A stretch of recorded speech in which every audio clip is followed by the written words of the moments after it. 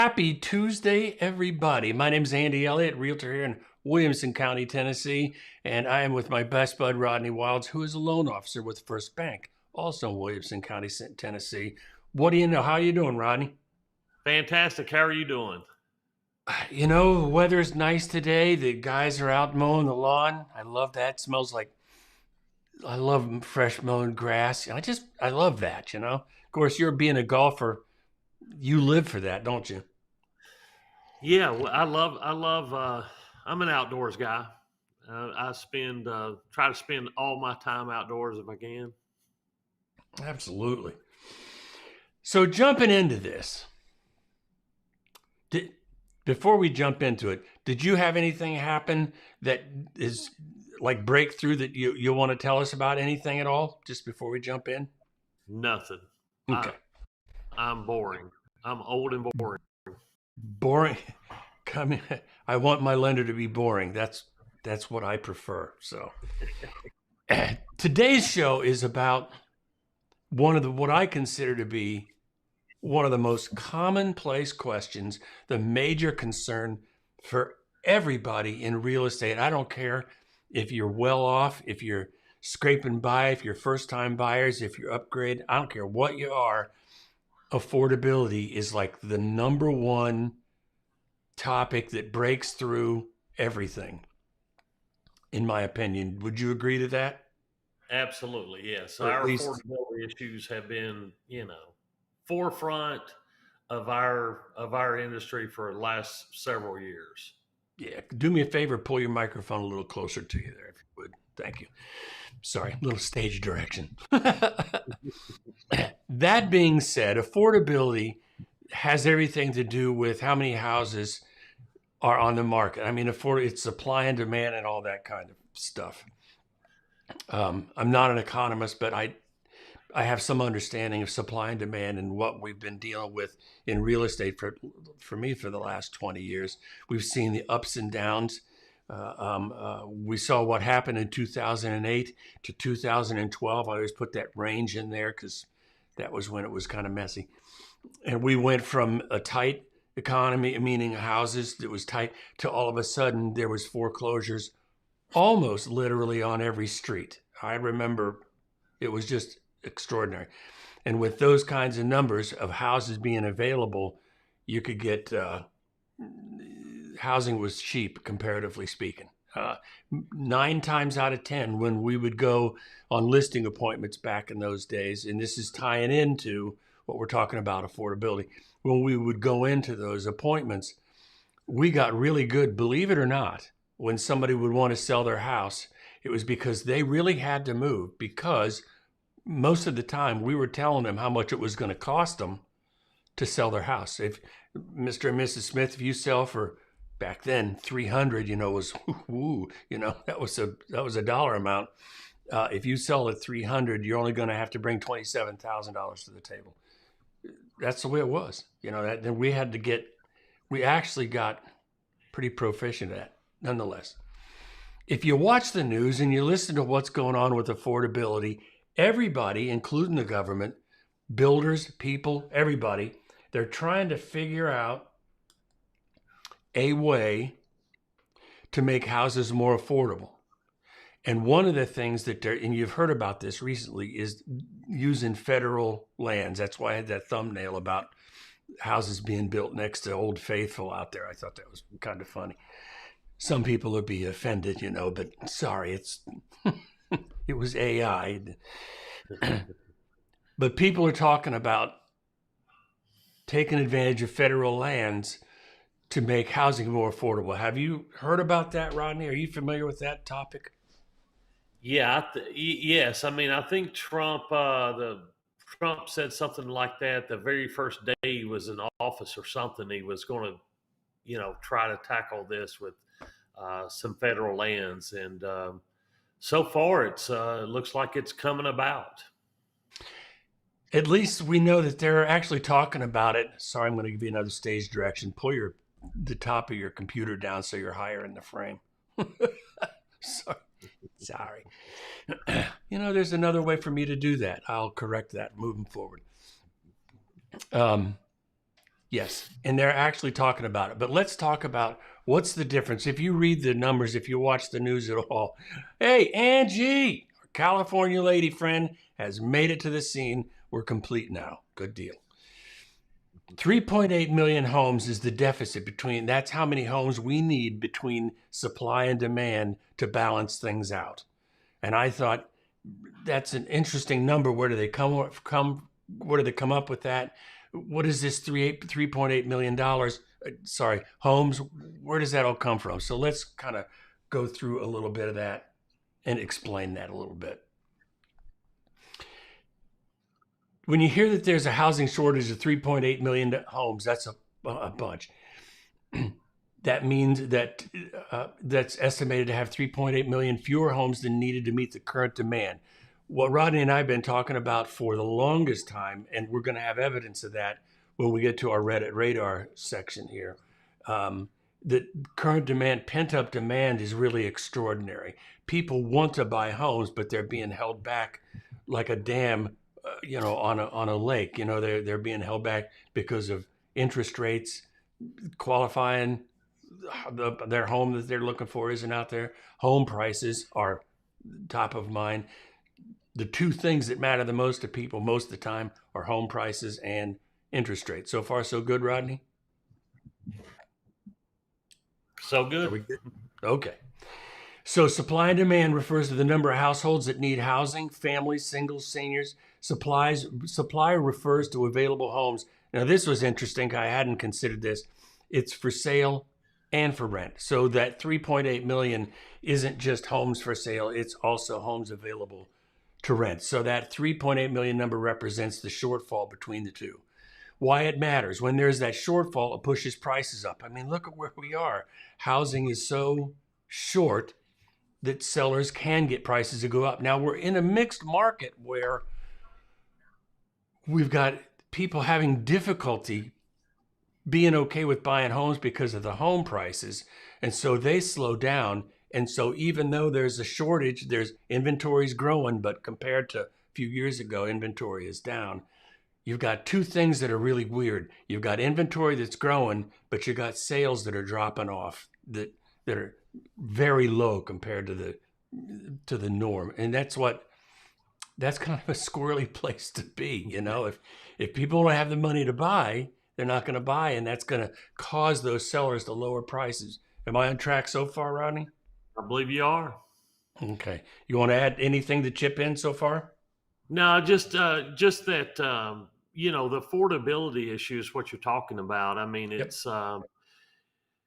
you got potentially the job market keeping people back. You've potentially got you definitely got high interest rate environment holding people back, and you've got high prices holding people back. So that's kind of it's just a bad scenario for purchases right now. We've got all these factors in the market, like you've said a million times. When it's a little uncertain, buyers lose confidence. And that's what's, I mean, I'm sorry to say that the things are uncertain. I don't want to forward that idea, but there's a lot of question marks floating around, but that's required. And you've heard this. I don't know that I like this analogy, but I use it because it's clear. If you want to make an omelet, you got to break some eggs. I think there's a lot of eggs being broken right now is really what I think it is. I believe that everything's going to work out. And as Rodney has been really preaching, and I mean that in a positive way for a couple of years, is the market will sort it out. It just will. The market's going to sort things out. Now, it may not be fun, but it will. So I was wondering, where does this 3.8 million homes idea come from? How does that happen? The estimate, that 3.8 million, that estimate is often cited from Freddie Mac and other housing analysts. It's based on what economists call household formation. A new household forms when someone moves out of a parent's home, a couple splits up, interesting, roommates go their separate ways, or immigrants settle here for a long term. A lot to be talked about there. The U.S. has added millions of households in the last decade, but home construction hasn't kept up. So to reach balance, we'd need 3.8 million. That may be different, with what's going on. It may be 3 million. Who knows? But I never really thought about where that 3.8 million, when kids leave. I mean, it's going to happen in your house. You got 2 boys, right? Isn't that right? Yes. Yep. Then so your household's going to go to 3 households at some point, right? Yeah, it's kind of already. One's went to college, so but he'll probably come back for a short period, and then he'll enter the rental or purchase market. So Yeah. you know, And so now to the kind of final point on introducing with this shortfall and what we got to do on to build more houses. It's the U.S. builds roughly 1.4 to 1.6 million new homes a year. That seems to change with every year comes around. You got builder confidence and stuff like that. But it depends on the market conditions. But we're still short millions of homes due to labor shortages, the guys to be able to build a house. Again, that brings up an argument of what's going on. There could be acute labor shortages. It's just my opinion. I mean, there might be. Expensive materials. Let's talk about tariffs for 2 seconds. Is wood going to become more expensive? Well, if this deal at the White House today had worked out, there's a good chance of that if it's Canadian lumber. Zoning restrictions. We talked about NIMBY. We talked about, now in my backyard, baby, I don't want anybody to be homeless, but you can't live here. right. It's like, come on, and then the regulatory bottlenecks. So we've got all of that combined, which leads us to, if we want people to have houses, where do we want them to move to? Let's look at this. So we're going to do this. There we go. See that? And it says federal lands for development have gained traction in the mainstream media since Trump first announced his interest in opening federal held land for housing. His administration has followed through on that interest, most recently with the creation of a joint task force to use federal lands for affordable housing. Jim Tobin recently spoke to the New York Times. This is interesting. Any land that we can make available would help in the fastest growing markets in particular. And then you have the ability to continue to push the suburbs out. Now, I thought, let's talk about that for just a second. Let's continue to push the suburbs out.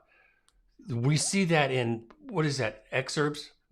That neighborhood crawl, right? When a city keeps expanding and expanding, right? Yeah, I mean, we've seen it eat up towns. I mean, all the way from Nashville, all the way through Murfreesboro, Rutherford County. I mean, it's just gobbled up, 30 miles in, almost every single direction. A really good example is, and I mean this in every possible way happening, Spring Hill. Look at Spring Hill. There is an area where there's building going on down there. And when I used to sell places down there 10 years ago, still do, I just don't go down there quite so much anymore.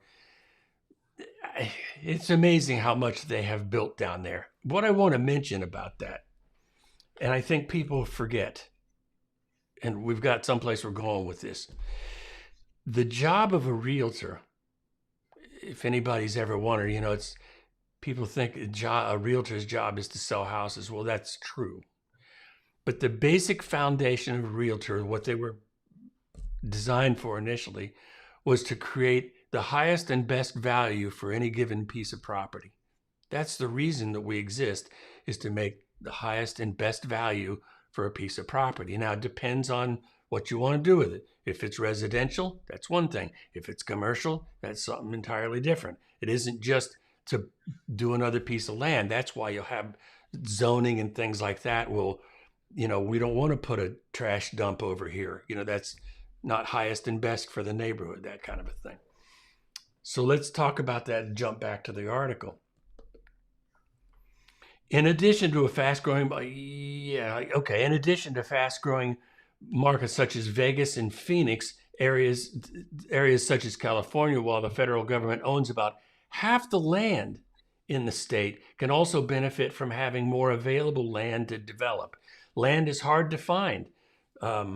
California Building Industries told New York Times, if there is land that's adjacent to urban cores that's available, that would be of interest to us. Rodney, any thoughts on this stuff? Yeah, I thought it was a really good article, and I think Nevada maybe have up to 80% of federal lands or something crazy like that. And when you talk federal land, it was the article I thought, and I'll let you jump into this, but I thought the article did a good job of kind of dissecting the different agencies that own the land. And Yes. there's one agency that owns land that's not uh, it's not like Indian reservation land, or it's not um, what am I trying to say, the big parks and things like that. Not national parks, right? Yeah. So it doesn't contain any of that. It just contains other land that's probably good use, that we could put good use for housing. You know, like your thumbnail, you obviously don't want to build a set of townhomes right by the Old Faithful, right? So you're gonna have to figure out, some of these, better spots to build instead of bulldozing down, thousands of redwood trees. You know. Exactly.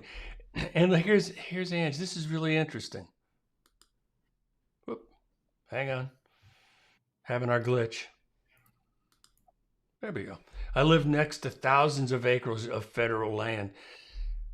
My bet is, and I don't mean to sound threatening or anything, my bet is that is exactly the kind of situation that they're talking about, for available land. I mean, the infrastructure is right there. All you got to do is expand it out instead of start completely fresh. The U.S. government, zipping back to this article, which is, you've got some really good stuff, Rodney. The U.S. government owns and manages around 640 million acres of land, 28% of the total land area of the United States. That's a bunch, with the vast majority concentrated in western states. Like you said, Nevada, 80% federally owned, more than half of the land in Utah, Idaho, and Oregon is federally owned as well. Half of the land in Idaho, Oregon, and federally owned as well. Sometimes people talk about how crowded it is. Get on a plane sometime and you're flying 700 miles an hour and there's vast swaths of nothing. We've got plenty of room, is all my point. The land is held by various federal agents, including the Bureau of Land Management, Forest Service, and National Park Service. The land owned and managed by BLM has emerged as a top contender for housing and development, as it does not compromise national park or forest land. Perfect, just like you said. Nor Native American reservation land, but rather is primarily vast, undeveloped tract located near or adjacent to high-growth cities. Hi, Ange. Pretty much I think that's the definition of what you've described. Nevada provides one example of utilizing this land for affordable housing purposes. The state passed the Southern Nevada Public Land Management Act, I think they need a longer name, in 1998. Now, this is interesting, which allows BLM to sell federal land around Las Vegas and has facilitated the reservation of approximately 562 acres for affordable housing purposes in Vegas. 562 acres, that's a bunch of land. I mean, how many houses could you build on that? I don't know, but it's a good start. I mean, if you divide that millions up, it's 70 something thousand per state. And then it starts, you divide that 3.8 million up and you divide it by, say, if you're going to try to do it in a 5-year period and then divide it by 52 states, you've got a manageable chunk, that you could do. I don't think forest land is our only answer to this. Rates are the number one. Builders will find property. Builders will find land to build on, and it's been a little bit further out, but that's been the way since the beginning of time. Like when I first bought my house, I couldn't buy in Nashville. I bought a little further out. Yeah. And then later on I moved a little bit closer. But Um, yeah, I mean, the federal lands is a great opportunity to put a, to start this, to help the housing crisis for sure. Well, and the other thing that they had mentioned, I don't know where I read this, and this is going to be an average number. I don't believe it's in this article, but they say that because we know in Williamson County, this is absolutely not true. So if you're listening after the fact, don't mean message me. But the average lot for a single family dwelling, they say, is $58,000. That's not the case here. It's Yeah, hundreds of thousands of you dollars can here, add a you know. zero. Yeah. Right. I But mean, but this is not. Yeah. I mean, yeah, the affordability crisis is not going to be. They're not going to be building new condos for somebody making 100,000 in downtown Manhattan. correct. I mean, that's, what I'm saying. I mean, the inner cities and things like that are gone. In most big major cities, and especially like a New York or something like that. The affordable housing is going to be on the outskirts of where they're at now. You know, It is. I And when don't. you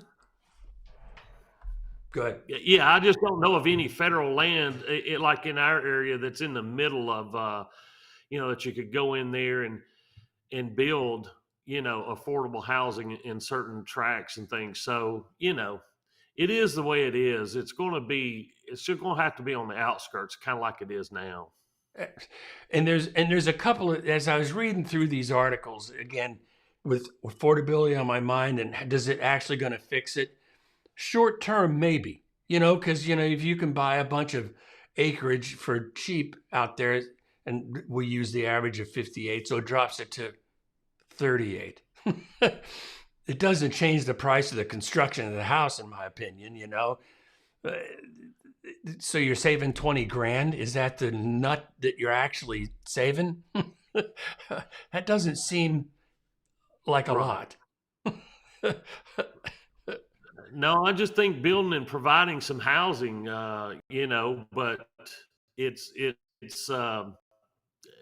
affordable housing, because it's like, the NIMBYs you mentioned a minute ago, not in my Yeah, yeah. backyard. Well, the things that they're going to be building in these backyards are going to be, probably $1 million, you know. So it's not, that's not going to help affordable housing. It's just going to add some housing, but it's not going to be affordable. Yeah. So There'll be more Bentleys parked in your I, driveway or close to it.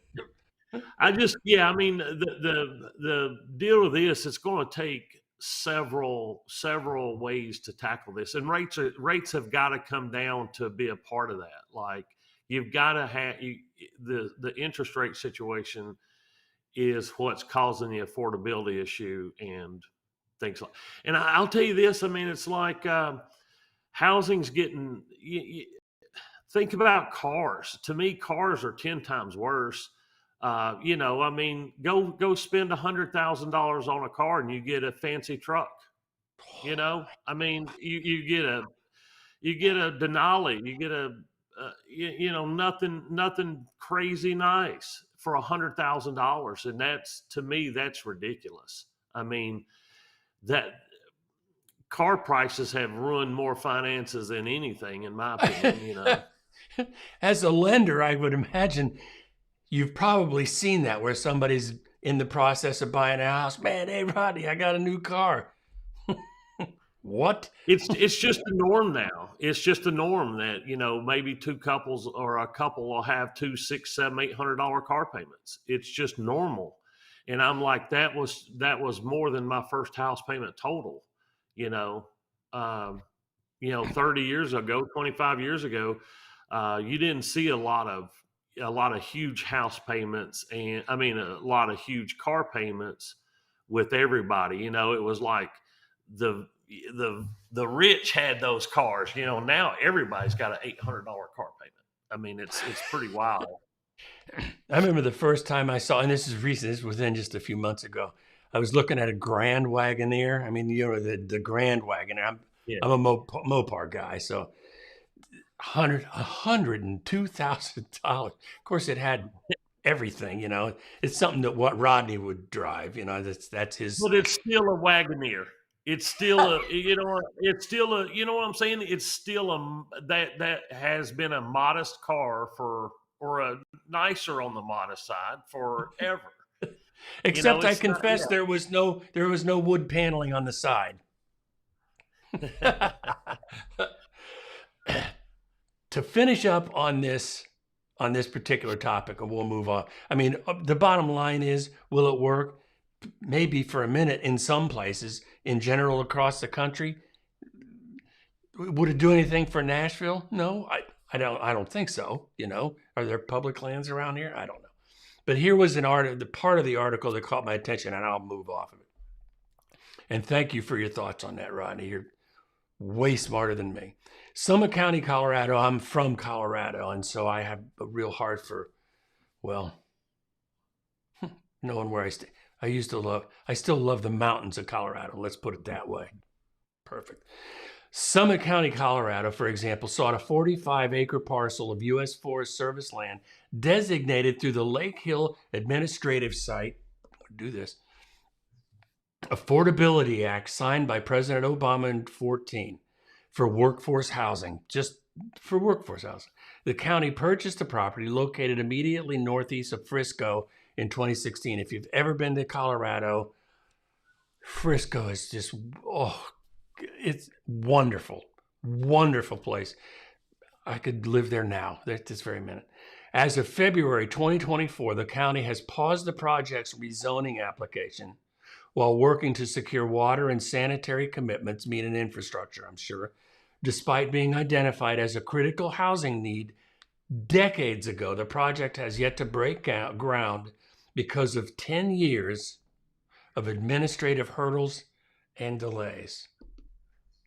10 years of administrative hurdles and delays. And if there was a point to be made, that would be it, as far as I'm concerned. I learned a new term today, Rodney. You ready for this? I'm ready. And when they talk about it, they've been talking about it in Nashville. They're talking about increasing density in certain areas in Nashville. In San Francisco, they're thinking about doing the same thing for the same reasons, of taking where you can have one house, but you can split it up and have greater density. They call that upzoning. So I expect to see that term become familiar. Upzoning is what it is. And that's what everybody's gonna fight it. Not in my backyard. Want to upzone? No. I don't want anybody to be homeless, but not in my backyard. Okay. Shall we move on to Rodney's Riff? Shall we? Shall we do that? Do it.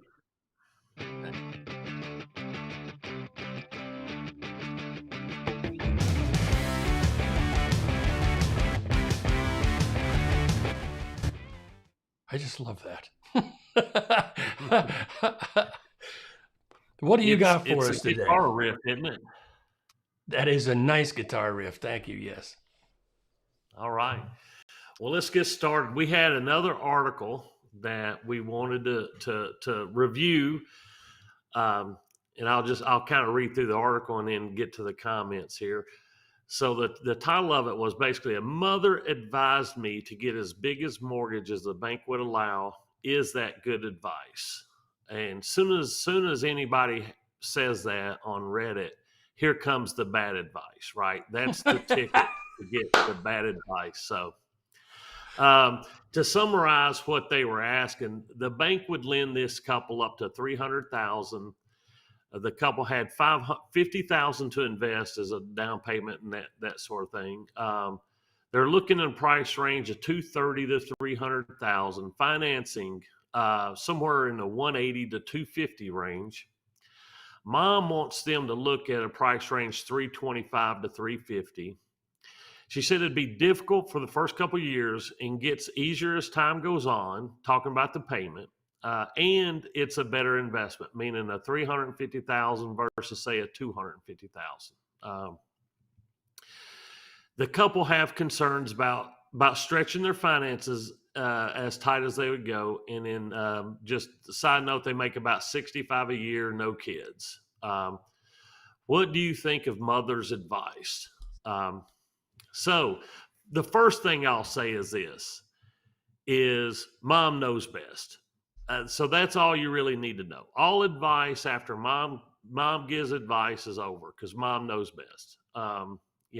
That's what if you want Christmas presents, if you want to eat over there at Thanksgiving, you better take her advice. So that's the first thing. But but being serious, I do think mom is 100% correct in her statements. Meaning as gets, the payments get easier as time goes on. Meaning, you know, you're going to make adjustments if you have a certain payment. Your pay usually increases, your spouse's pay may increase. No doubt it becomes easier. That's a pretty, as time goes on, that same payment would become easier. And also, she said it was a better investment. If you just take say the two houses are in the same area or pretty close and they appreciate the same rate, all things being equal, a 5% appreciation on 350,000 is 17,500, and a 5% appreciation on a $250,000 home is like 12,500. So I agree with mom in that all things being equal, the $350,000 is a better investment. Now, I could see if they chose to buy up now, to stretch a little bit now, it potentially could save them a move a few years down the road. They could grow into this house versus growing out of it if they start having kids really quick. And if you were able to buy your second house the first time around, definitely would save you a little bit of money on the move and that sort of thing there. And then I'll add another caveat to this. If your mom's giving you that advice, she's probably willing to help you if times get tough. Mm-hmm. It's I often see parents giving that advice. They wouldn't be giving that advice if they're not around to help. Yeah. It's definitely stretching your butt. But the young adults are the ones that need to make that decision. So, if the buyers are totally unhappy with being on a tight budget and stretching, to try to gain a little bit extra equity in your house over 5 years, then they don't like being house poor, then they need to stick within their budget. Like if it's going to bother them mentally, it's no amount of money's worth that. So kind of talking out of both sides right there, but I think mom is 100% correct in her statements. Does it always fit? Maybe not, but it sounds like in this situation, it's pretty good advice. Now let's take a look at a few comments here that I thought there were some really good comments. One person says, if you could do it, if you could do it over again, I would buy the bigger house, knowing what I know now. And that's exactly what mom's trying to pass along, right? Another one says, when did your mom buy her house? Even within the last 5 years, how to view a mortgage has changed massively. If she's relying on rules of thumb from when she bought, they won't be applicable anymore. I don't know. Good financial advice and things that my parents did are not obsolete now. Building wealth, saving. There's a lot of things that have been consistent over time. So I never look like it's been 5 years. The rules of thumbs for good finances don't change, in my opinion, that fast. There's a lot more opportunity and a lot more investing opportunities now than there was in the past. Mm-hmm. I say that, but Dell and Apple stock were penny stocks at one time, or small stocks at one time, and things like that. So who knows? Maybe that's not true. Maybe that's just the way I think. But good rules of thumbs are still good rules of thumb in mine. Here's another. The previous generations will always recommend their way of creating wealth, which they benefited from disproportionately due to the rise of prices beyond inflation. Property used to be a much lower multiple to earnings than they are now. You're right. So if they bought if they think buying a house and they didn't their properties didn't appreciate as crazy sometimes as ours has, over the last several years. So Yeah, yeah. it's still a great opportunity there. Here's one that says it depends on the literal sense of get the biggest mortgage you can afford. Personally, I think it's a ridiculously perilous thing to do. Now, for that customer, he's absolutely right. He should never do that. He's the type of person that doesn't want to be stretched, or she, and it is. If you feel that way, you're correct. Like I said, if the customers can handle the stretch for a couple years and it doesn't bother them, then it'd be a good thing. But if it wasn't, if it was like this person here, they absolutely shouldn't do it because it's obviously going to bother them. And then the last one here I pulled up, no, that's good advice. You go for a mortgage where you can afford the monthly payments. Once you've got some equity in that house, you can sell it and get a better house. Equity you have in the house you can own as a deposit. It's also assumed you'd be able to afford more after a good number of years due to the pay increases, etc. So you get some all across the board advice there on this article. But overall, I think Mom gave him good advice, and it's probably something, if he's got the support network, like I wouldn't, if this person was moving, say, to Colorado with no family around and he didn't have much family anyways and much support, I don't think you need to stretch your budget at all. I think you need to be ultra conservative in that remark. But if you've got a parent that's giving you that advice, and he talked about her being an accountant and sounded like she was stable in their situation, Mom's not going to steer you wrong. If Mom needs to buy you some groceries for a couple months, you're going to be okay. That's such good advice. I mean, that's great, Rodney, because what the one guy is saying that was clearly risk averse, you're absolutely right. He shouldn't be doing that. He shouldn't stretch like that, because in the end, whenever you buy a house, if you can't go to sleep and be okay with it, it was probably not a great decision, or it might take a minute to settle in. Give yourself a little bit of grace.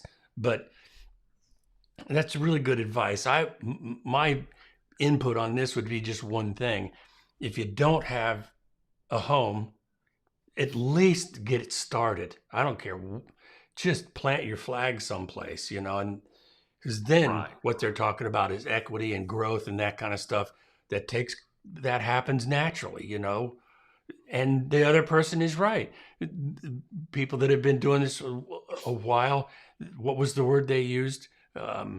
Inappropriate growth, or something along the lines of we didn't cause it. That's true. Over the past 5 years. Oops, sorry about my equity. Yeah. Yeah.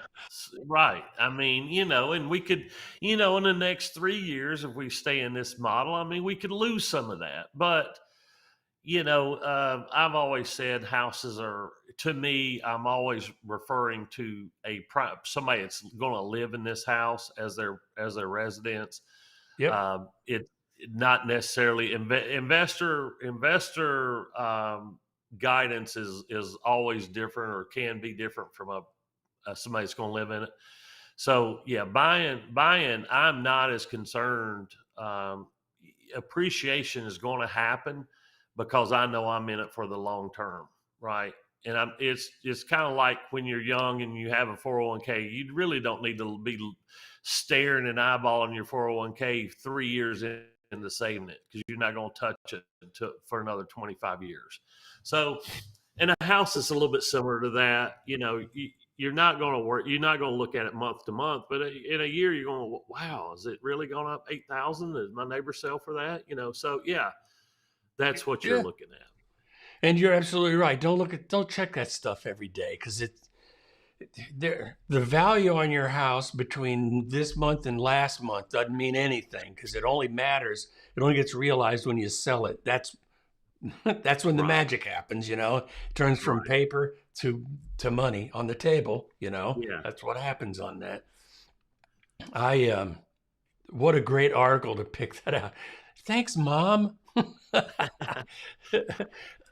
I wanted to. You know, I, Oops, sorry. and my mother was a mortgage lender.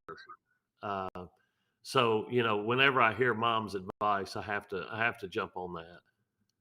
You broke up a little bit on that. You said your mom was a mortgage lender? My mom was a mortgage lender. She was the first president of Tennessee Mortgage Bankers Association. First female. Sorry. Really? You have to Yeah. fill me. That's pretty Yeah. cool, man. She ran mortgage offices her whole life. Yeah, as early as back when I was a kid riding my bike to Brentwood, when she worked at Guarantee Trust, I believe it was Guarantee Mortgage there. And No kid. Well, no wonder you have an affinity towards this particular business. That's interesting. I was recruited in. Okay. the, that was great, Rodney. Let's do this. I'm going to finish it up this way. Yes. This was Rodney's Riff. Everybody can hear us. I like it. Well done, my friend. I was going to jump ahead, if you don't mind, to an article about the typical home seller wants $39,000 more than the typical buyer is willing to pay. I thought this was really interesting. What we're talking about, to follow the theme, is affordability on houses. And so this article came from, and I got it from a couple of different places. One was from Redfin. I think that they're the ones that created it. And when Redfin does a blog, because I'm pretty sure that's where this comes from, when Redfin does, or Zillow, they're both very good with data. They get republished all over the place. And so I've seen this particular article, and this is what it says. Typical home seller wants $39,000 more than a typical buyer is willing to pay. Now, what's interesting about that is I've got clients that are looking in West Haven, down in an area, it's sort of a nice area around there, is that. And then I've got another person who's looking more broadly in Williamson County, not quite to that price range. Here's what, if you go down to West Haven, and this isn't bad, this isn't a judgy thing. I'm just telling you that's, if you're looking at West Haven, I bet you've noticed this. There's a lot of listings in West Haven right now. There's a lot of homes for sale, and they're sitting there for quite a period of time. One of the things that's happened with home sellers, and this is just, and I'm sure you've seen this, Rodney, because you do scorching business, but I bet you've probably heard that there's houses sitting on the market a little longer than they're used to these days. Is that something you're seeing happen or not? We are, and it's such a minute sample, right? I'm going to give you, because I only see what's in my office, but we have started seeing some appraisals come in low as well, which hasn't happened in a long time. And there's just been a couple instances, like maybe $10,000, but it's starting to happen. Yeah, it's starting to happen, and it's the sellers always last to move. I mean, that's just the way it is. The sellers they're just going to always think that their house is worth more than it is, or car, or watch, or bicycle, tennis shoes, golf clubs. It doesn't matter. If you're selling it, you think it's worth more than it is, usually. You should have seen how much sweat equity I put into the garage paneling in there. Dang it, this house is worth an extra $40,000. It is. Easy. It is. You've got a great refrigerator that freezes stuff. It's touchless. It's that fingerprint free stuff, Yeah. It's sort of stainless steel, sort of not. freezes it faster than your neighbors. It's unbelievable. That's worth $12,000. 12,000, honey? Yeah, Yeah, 12,000 easy. Just put that on the list. People will understand that. Now, when you take that same seller and they're out looking at houses, I ain't paying that. it's That's just a when regular people like their refrigerator. stuff. I mean, people like their stuff. I mean, it's just the way it is. And I'm only making fun because I've seen it like 1,000 times. Because when I'm talking to sellers getting ready to list a house, I remind them of that. I says, well, we're going through all the value. Do you think that's worth it? And we'll go through, I'm angling for a good sales price because the bottom line, Dave Ramsey, an overpriced home will sit in the cold market just like it will in a hot one, So when I'm going through the listing speech, I don't know what other word to use for it. As we get closer to the bottom line, I says, now remember these conversations when you're out looking for a home. Oh, yeah. Right. Put your buyer hat on for a minute. But anyway, so the article, 39,000. The prices of home sellers are asking for and the prices home buyers are paying haven't been this out of whack. I thought that was kind of a strong term. Haven't been this out of whack since the start of the pandemic. The typical home for sale is listed 9% more, $38,000, than the typical home is selling for. There's a ratio in the MLS called list price versus sale price. 9% is a bunch. Now, does this apply to Williamson County? Not so much. However, as we've talked about percentages and averages, that's across the country, The typical home for sale, okay, went to that. This is based on the home listing and sale price data in March when the typically newly listed home had a price tag of $469,800, a record high. The typical home that sold last month fetched $431 below the June 24 record, a high of $442. Redfin's analysis of MLS data covers median sale prices of homes sold during a given month and median list prices of homes listed during that same month. Redfin records, what was that? Dates back to 2012. The gap is widening because list prices are growing more than twice as fast as the sale price. When you're doing comps, you gotta show that stuff. The median list price rose 6.2 over the year in March, the biggest increase since September 2022. By comparison, the median sale price climbed 2.5%. That's when you're having a conversation saying, and you can't say this to a seller. You can't go, hey, will you get real? You can't. The way we used to do it, and Terry DeSelms taught me this, it was great. He said, you never tell a seller what is the right price. You let them tell you. And the way that you do that is you create you print off a bunch of comps. Comps are properties that compare well in the same neighborhood, in my opinion. Generally speaking, unless it's an anomaly, it's got to be in the same neighborhood, same approximate square footage, same quality of build. Effective year may or may not apply, meaning you can have a 1970s home, but if it was gutted and redone, the effective year is going to be 2000, so it gets upgraded, depends on that. So age isn't everything. But all those things when you compare, and so you print off properties that have sold. There's another argument coming. Here comes. I'm buzzing now. You print off these properties that are compared to theirs, and you hand them one. You go, how does that one compare to your house? And you print off all the pictures, because how it looks, is it move-in ready, is way important. Probably the most important thing. Oh, I don't know. And that's all right. You move on to the next one. How does that one compare to your house? Then you just do that about 7 times, and then when you get done, Terry taught me, this is great. Now, how do you feel about your price? Well, I was thinking 500, but 430.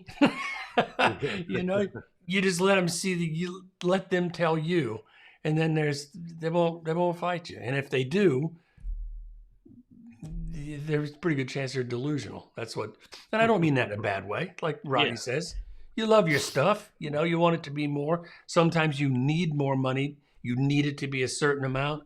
If you figure that out, I'm telling you, save yourself some heartbreak and get out. Anyway, List prices growing twice. Buyers and sellers are often on different pages, which is the crux of the divergence in the sale. Got it. Sellers, sellers continue to demand last year's record sales prices. What they'll do a lot of times, and again, this isn't judgment. If anybody's watching, if you think I'm judging sellers, I'm not. It's really a conversation about human nature. Because when you're listing, when you're going out to list a property, there's this thing called the interweb. You know, you might have heard of that. It's where you can get information for free. You Google it. People are smart. They're really smart. And now you have research capabilities with AI and all the rest of it that you can be really well informed by the time I get there or any agent gets there. They've done their research. The question is it viable research? Because what will happen invariably, I'll go to do a listing and we'll be doing that comp thing. And they'll come up with a list. They'll go, but what about 123 Anywhere Street that was sold for $60,000 more than that? So when did it close? Last August. They're taking their comp prices from a year ago.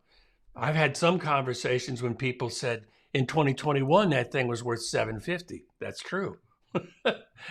Yeah. You know, in 2021 I was 20 pounds less than I am now. So hey, things change. But that's the only other thing. That's what I wanted to make a point is really about this. Buyers and sellers fundamentally are on different pages. And the thing that I find beautiful about real estate is that you can tell negotiation is one of the things that I really enjoy when I'm working through a contract. Because there was a guy who's really smart, Van, his name was Van. And he was at the DeSelms team office. I mention that office a lot because it means an awful lot to me. And Van was really smart. And he told me something 15 years ago. And he said, when you're working through a contract, I'm going to make a guarantee you. If everybody wants, even if they're far apart, if everybody wants to close the deal, a negotiation way will be found. If one party or another is less than thrilled about it, it's not going to go, period. It's just it's going to fall apart, period.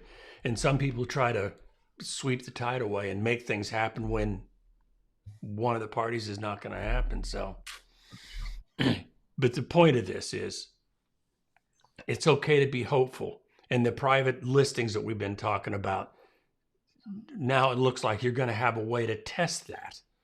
I love negotiation too. I mean, it's stressful. What I love about negotiation is the win.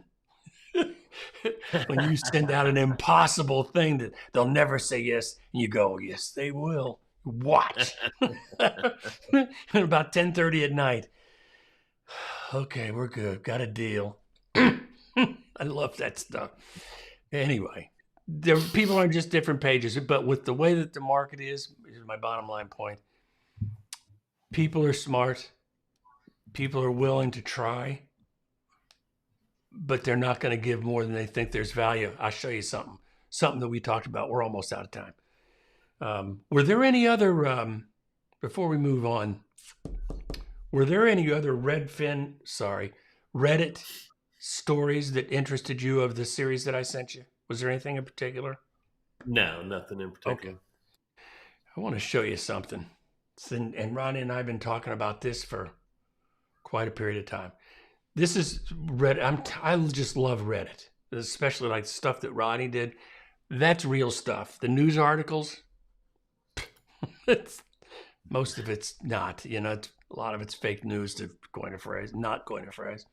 I'm the one who buys the cars around here. Okay, got it. But this is what I want you to notice. This is in first-time home buyers. People put their celebrations of we got the keys. They do that pretty regular. Now, look, is that no. I'm going to show you something. We were talking about rates and normalization, how people are going to get used to things. Got the keys, 420 at 6.25. Look how happy they are, right? Look at that. 32 male, that's what that means. Able to secure this for my little family. Look at this. We did it. 135 at 6%. 37 but it did it by myself, and pizza seems to be the I'm gonna start giving credits for pizza or something. Didn't think it. Look at that. Look at that, Rodney. Pretty good. 575. Didn't think it would happen. But here's what I'm. Hang on. Our inspector saved our lives. It was okay. 599, 560 at 599. Couple more. Where is it there? 5375. They very highly qualified, wouldn't you say? Yeah, it dipped down in the fives for a little bit. High fives, Here's my point, and this is what I was trying to. This is why I found this. I find this to be endlessly entertaining, and the reason is, not so long ago, 6% people think they were going to die. The market's going to crash, right, Mr. Crash Dude? And we've got people with 6.3 and 6.5, and if you scroll through that, you'll see there was 6.75 exclamation point. I mean, thumbs up. They were happy about that. Yeah. I'm just saying that we're going to be just fine. This is what pent-up demand looks like, overcoming obstacles. Because clearly the obstacle of an interest rate didn't stop these people, Right. Yes. And if there's no, it's I don't think that the interest rates is as bad as it in and of itself. What I think's bad is that most Americans are going to have, the car payments are so high. You've got other factors. You got probably a $200 cell bill that is just normal. Internet cost and all the other stuff that you have that you spend money on. It just hurts your overall affordability when it comes to housing. Like I said, a long time ago, it was popular to buy the biggest house that you could buy and drive the cheapest car you could have. That was a thought process when buying a house. So it's just not like that anymore. And that's the overall affordability issue, is that it's everything else. It's like you see somebody living under a park bench, and they got iPhone 16 and their laptop. I'm like, what do you want to with have? a hotspot? I mean, it's like, what what do you choose first? Housing or all this other stuff we have to have. Priorities are a funny thing. There's a person that I know, not super well, but well enough to be able to notice a few things. And this individual, and this is going to sound judgy. I'm not. What we're talking about is financial choices, And if you want to buy a house, there's ways to do it. If you want to, trim the fat on some stuff. Well, here's the thing that I know about these folks. Maybe, I'm gonna pull back on that. I'll leave that for another day. I just had a sudden editor kicked in. Andy, shut up. You ain't right. Oh, what a good show. That was a great Rodney's Riff. That was great. Do you just as a final thought as we head out, any thoughts on, I know you can't predict, but any predictors on rates in the next couple of weeks, a couple of months? Any just general thoughts on that?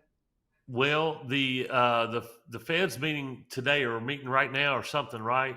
And we don't expect any movement, obviously any movement in the rates today. Long term, I mean, I think they're going to go down. It's just, it seems like every time they start to go down, something like a tariff hits, or something global, or you Russia invades in Ukraine. I mean, it's always something right now that seems to be keeping mortgage rates.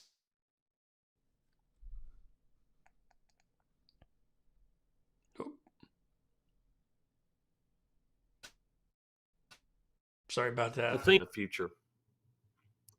Right. Yeah. So, well, and that's just part of, I think bottom line is it's just unsettled. And so, yeah, I think you're right. It's going to stay stable for a while. That's good news. 2:00. Look at that. We're all done. Rodney, I can't thank you enough, man. I love your segment. Enjoyed it. That was really great. Any final thoughts as we head out of here? Oh, I'm good. Just like Angie says, always listen to mom. Always listen to mom. Ange, thanks as always. Thanks to anyone else who's watching after the fact. Rodney, good show. Thank you for everything. And we will, looking for the outro there. We'll see you next Tuesday, everybody.